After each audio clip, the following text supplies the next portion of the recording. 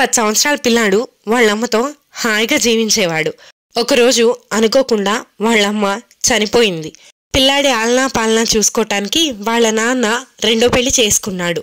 కొంతకాలం తర్వాత దిగులుగా కూర్చున్న కొడుకుతో తండ్రి, బాబు, మీ పాతమ్మకి కొత్తమ్మకి తేడా ఏమన్నా ఉందా అని అడుగుతాడు.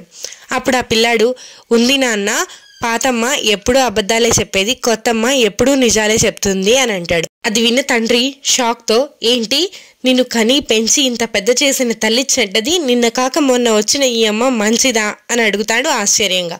అప్పుడు ఆ పిల్లాడు, అవును నాన్న, మా అమ్మ నాతో నువ్వు అల్లరి చేస్తే, చెప్పిన మాట వినకపోతే నీకు అన్నం పెట్టను అని చెప్పేది. కానీ సాయంత్రం అయ్యేసరికి నేనెంత అల్లరి చేసినా ఎక్కడున్నా వెతికి ఇంటికి తీసుకొచ్చి మరీ నాకు అన్నం తినిపించేది.